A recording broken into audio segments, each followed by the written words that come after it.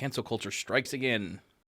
All right, so cancel culture knows no bounds, right? There's nowhere anybody can hide from cancel culture. They will dig up emails, tweets, text messages, Facebook posts, Instagram posts from decades in the past to bring them to the surface and ruin your life with them.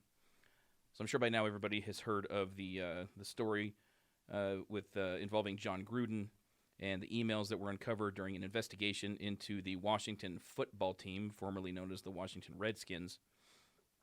So here, now we'll get into this article a little bit. This article from Sports News, but this is the issue with cancel culture.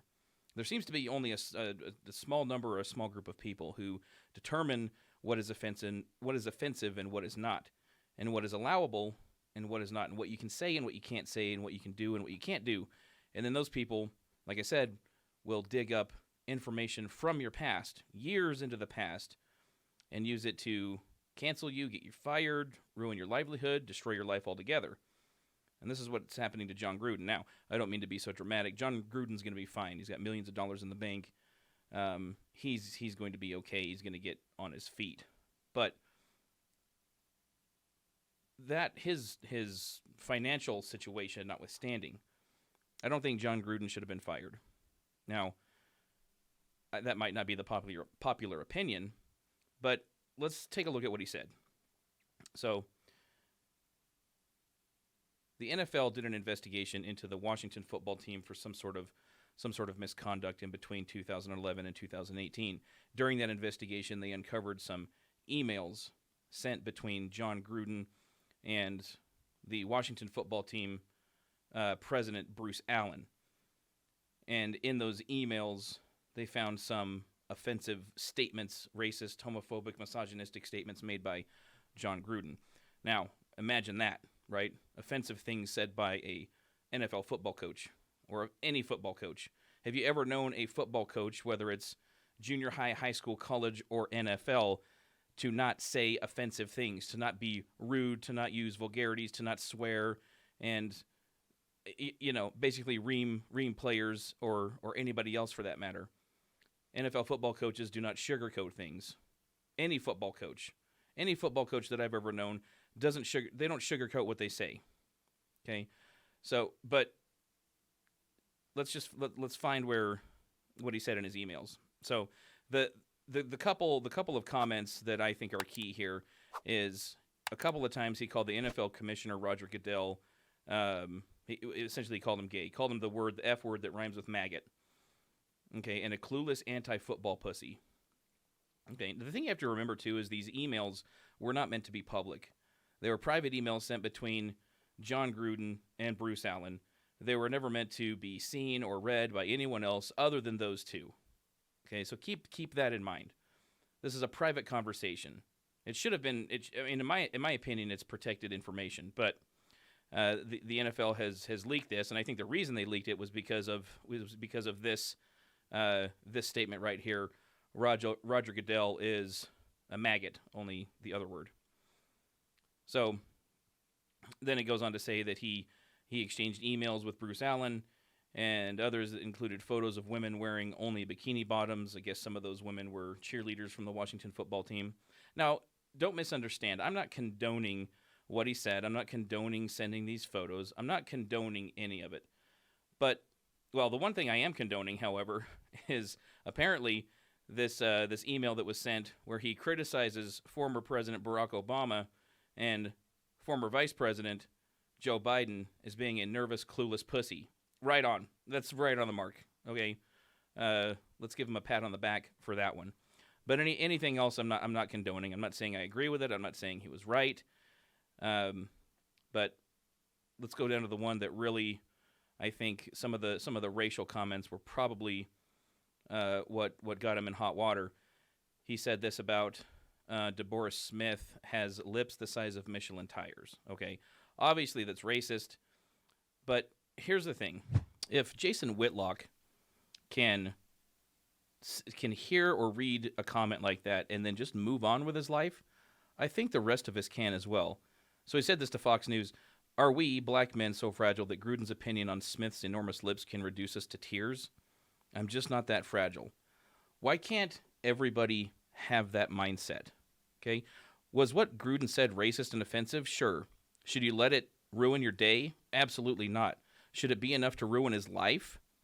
I mean, it's not as though he went on national TV and said these things. Like I said, these comments were said in private emails almost a decade ago. You know, the investigation focused on emails sent between 2011 and 2018. So the most recent email that was sent that was relevant to this case was 3 years ago. So do we have to dig up the past? I mean, really, are we that desperate to be victims, to belong to a victim group, to help us feel relevant in the world, that we have to dig things up from 10 years ago and bring them to the surface and say, look, this is offensive to me. I want justice. I want reparations. I want restitution in the form of ruining Gruden's life. See, here's the thing. Jason Whitlock makes a great point. Who did he hurt by saying that? If you're offended and hurt by someone else's words, that's your fault. Again, like I said, I'm not condoning the things that he said. I don't agree with the things that he said. Were they racist and offensive? Yes. Do you have to be offended by them? No. But we live in a culture now where, I mean, unless you're a white American Christian straight male, you belong to one of several victim groups, one of several marginalized groups, that if someone said something in junior high that was racially offensive or misogynistic or bigoted, then they get to come to you today as an adult and have you fired, have you terminated, have your livelihood taken away, and have you canceled out of existence. How does that help anybody? Does that make you feel better?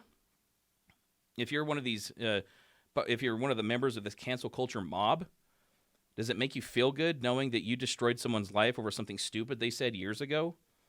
Does that satisfy your need for vengeance, for justice? It's not justice.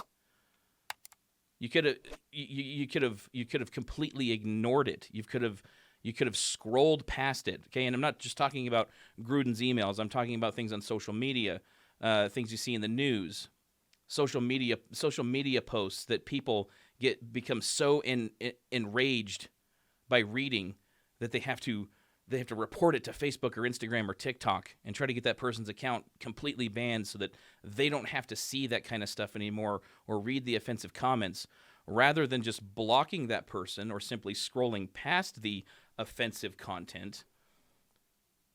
This happened to me when I was when I made the LeBron James TikTok when I was working for the Bellevue Marshal's office. Thousands and thousands of people loved the video. They agreed with what I had to say, but then there were also thousands and thousands of people who got butthurt and cried about it and demanded my termination and the GoFundMe that was created for me. They demanded that it be canceled. You know, they wanted me to be hurt and be miserable. And I don't know if they did. I did get messages that they wanted me to die, that they wanted me to take a bullet while I was on duty, that they wanted my family to be hurt. It's unfathomable, the kind of misery that a person must be experiencing in his or her own life to wish those kinds of things on someone else. If we can all be a little more like Jason Whitlock and just let it roll off your shoulders. That's it. You don't have to. It doesn't have to ruin your life. It doesn't have to ruin your day. You don't have to take to social media and demand someone's job, demand someone's livelihood. If you're offended by something that someone says, that's on you.